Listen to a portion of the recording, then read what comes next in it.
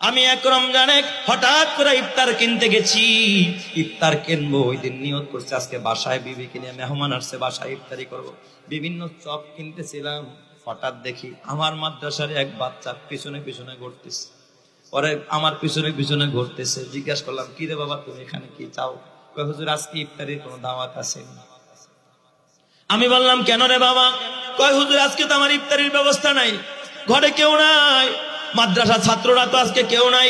একেবারে রমজানের শেষের দিকে চাঁদ ওঠার একদিন আগে মাদ্রাসাও বন্ধ, ইফতারির সব ব্যবস্থাপনা বন্ধ। ওই সময় ঈদের একদিন দুই দিন আগে সব মাদ্রাসা 27-এর পরে বন্ধ হয়ে যায়। হুজুর আমার আজকে ইফতারির কোনো জায়গা নাই। বললাম রোজা রাখছো, কেমনে খাইছো? কয় হুজুর এই আগের কিছু খাবার ছিল, দুপুরের পাকানো ওইটাই আমি খাইছি রাতের বেলায়, ভোর রাতে, কিন্তু হুজুর ইফতারির ব্যবস্থা হয়। এ আমার বাবা, তোমার সন্তানের জন্য নুডলসের ব্যবস্থা, হরলিক্স খাওয়াও, ওর জন্য চিকেন ফ্রাই, এটা দাও ওটা দাও। এই বাচ্চাগুলো ঘুরে বেড়ায় দোকানে দোকানে, মাঝে মাঝে দেখবেন এই বাচ্চাগুলো কে কি কিনে তাকায়, চোখের পানি ফালায় মালিকের ডাক দেখ, আজকে যদি আমার বাবা বাইচা থাকতো, আমার বাবা হয়তো আমার একটা ভালো মনে কিনে দিত। ওর যাওয়ার কোনো জায়গা নাই, ওর দেখার কেউ নাই, ওর খবর নেওয়ার কেউ নাই। কি খাস তুই? যা খাস পাশে বসায় একটা এতিমের পাশে তুলে দে। আরে বিয়াইরা নিয়ে বৈশা খায়া লাভ নাই, দোস্তরা নিয়ে বৈশা খায়া লাভ নাই, এতিমরা একটা পাশে বসা, তোর এলাকার একটা অসহায় মানুষ যার ঘরে ইফতারি নাই, কাছে বসায় তার হাতে একটু খাবার তুলে দে, আল্লাহ খুশি হয়ে যাবে, আরশের মালিক খুশি হয়ে যাবে। ঘরে টয়লেট বানাইছো 2 লাখ টাকা দিয়ে, কি লাভ হবে বল? টয়লেট করে জান্নাত দিবে না। ঘরের মধ্যে টেলিভিশন কিনছো 40,000 টাকা দিয়া, কোনো লাভ হবে না। অথচ এই টাকা দিয়া যদি এই মাদ্রাসাটাকে সচ্ছল বানাইতে পারতে, এখানে যদি 24 ঘন্টা কোরআন তেলাওয়াত হইতো, কিয়ামতের ময়দানে এই কোরআনের তেলাওয়াত করে খোদার জান্নাতে নিয়ে যাইতো। কথা ঠিক কিনা?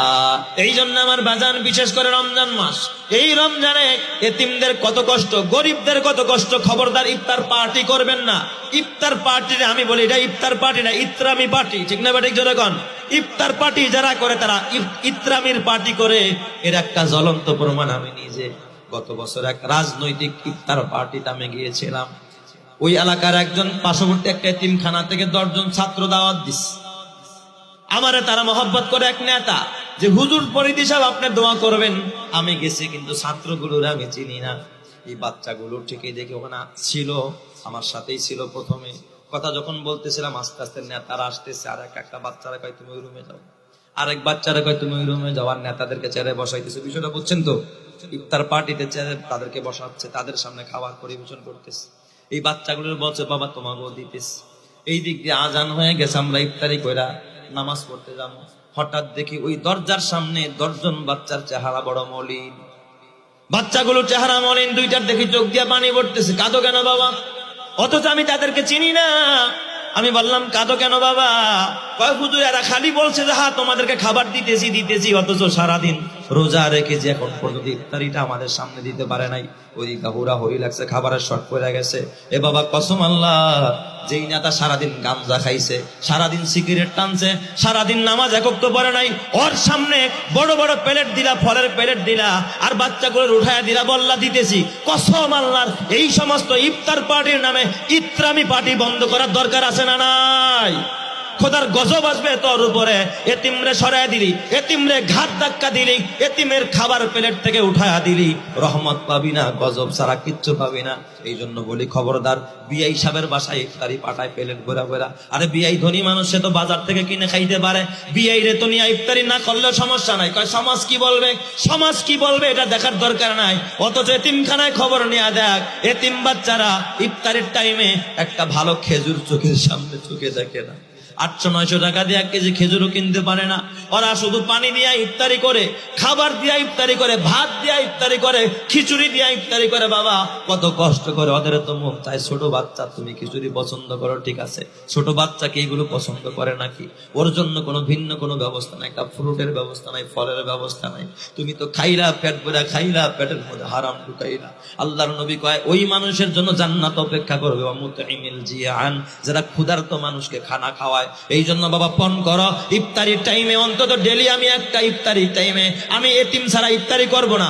আজকে এই মাদ্রাসায়, কালকে ওই মাদ্রাসায়, এই মাদ্রাসার 5 জন ছাত্র আমার বাসায় নিয়ে কোনো দোয়া ঠোয়ার দরকার নাই, ওরে পাশে বাসায় আপনি ইফতারি খান। ও যখন আপনি দেখবেন ওর পাতে ভালোটা দিবেন, ও খুশি হয়ে যাবে। আরশের মালিক তাকায় দেখবে আমার বান্দা সারাদিন রোজা রাইখা ইফতারির টাইমে আবার আমার কিছু মেহমানদেরকে পাশে নিয়ে যদি হাত তুলে দোয়াও করতে পারে। আমার মতো বড় আলেম নিয়ে লাভ হবে না, বড় পিসাব নিয়ে লাভ হবে না। একটা এতিম বাচ্চা গুনাহ করে না, 24 ঘন্টা কোরআন পড়ে, ওরে কেউ ডাইকা খাওয়ায় না। আমরা রাস্তা দিয়ে হাইটা গেলে কয় হুজুর এক কাপ চা খান, ওরে কেউ কয় না বাবা একটা চিপস নিয়ে যা, ওরে কেউ কয় না বাজার নিয়ে একটা চকলেট কিনা দিলাম, ওর খবর কেউ নেয় না। আমি তো বড় মানুষ, কয় হুজুর খান, আমার দেখলে কয় হুজুর খান, হুজুর নেন এক কাপ চা খান।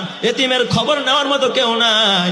এই জন্য আমার নবীকে আল্লাহ ডাক দিয়া কালাম ইয়াজিদিকা ইয়াতীমান ফাআওয়া, হে বন্ধু আপনার এতিম পেয়েছি, ছোটবেলায় আপনারা কিন্তু আমি আশ্রয় দিয়েছি, অতএব আপনি শুকরিয়া আদায় করেন। ফাআম্মাল ইয়াতীমা ফালা তাকহার, এতিমরা আপনি ধমক দিন না, সরায়া দিন, তারায়া দিন না। চেয়ারম্যান আইছে, এই সর, এই সর, চেয়ারম্যান যেখানে বসতে তার উপরে ঠাড়া পড়বো আল্লাহ। চেয়ারম্যানকে রে, ও তো জাহান্নামী, ওরে কেন এখানে বসতে দিতে হবে? এতিম বসবে আগে। কিসের তোর চেয়ারম্যান, কিসের তোর মেম্বার, আগে এতিমরে জায়গা দে। যেই এতিমকে আল্লাহর নবী একবার আব্দুল্লাহ ইবনে উম্মে মাকতুমকে উঠায়া দিছে, কথা বলে নাই। আব্দুল্লাহ ইবনে উম্মে মাকতুম আসছে এক মজলিসে, অন্ধ সাহাবী, নবীজি ভিআইপি দেরকে নিয়ে বসছে।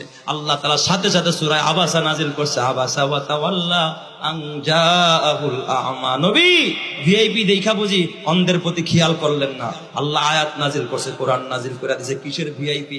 আল্লাহর কাছে ভিআইপি যারা কোরআন পড়ে আর পড়ায়, কথা ঠিক না বা ঠিক যারা কান।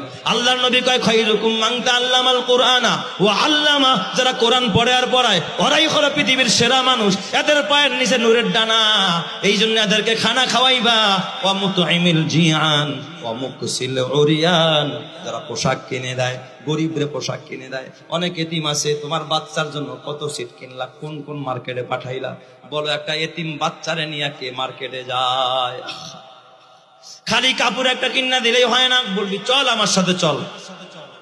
বিধবা নারীরে শুধু কাপড় শাড়ি কিনা দিন না, বলবেন চল মার্কেটে চল, পর্দা করায় নিয়ে যাবেন, নিজের চয়েস মতো কিনে দিবেন, ও খুশি হয়ে যাবে। এতিমরে বলবেন বাবা আমার সাথে চল, কোন কালারেরটা নিবি চল, এটা দিয়ে তোরে পাঞ্জাবি বানায় দিবেন। কসম আল্লাহ, এতিম খুশি হয়ে যাবে, আল্লাহ খুশি হয়ে যাবে। মুকসিল উরিয়ান, এই সমস্ত পোশাকহীন মানুষগুলোরে পোশাক পরায় দেন, আল্লাহ তাআলার জান্নাত অপেক্ষা করতে থাকবে। ওমান সাল্লা আলা হাবিবির রহমান, যারা বেশি বেশি নবীর উপর দুরূদ পড়ে তাদের জন্য খোদার জান্নাত অপেক্ষা করে। এই জন্য আমার বাবা বিদায়কালে আপনাদের কাছে আমি বিনয়ের সাথে এই কথাটা বলতে চাই, এ আমার যুবক ভাই, ও আমার বুড়া বাবা, আমি আপনাদের হাতে পায়ে ধরা বলি রে বাজান, এই দুনিয়ায় থাকতে পারবেন না। এই দুনিয়ায় কেউ পারে নাই, নবীরা পারে নাই, অলিরা পারে নাই, কোন বড় বড় রাজা বাদশারা তামাম পৃথিবী যারা শাসন করেছে তারাও থাকতে পারে নাই, আপনিও থাকতে পারবেন না। এই সম্পদ আপনার সাথে আপনার কবরে যাবে না। কয় কোনো মানুষ যখন মারা যায়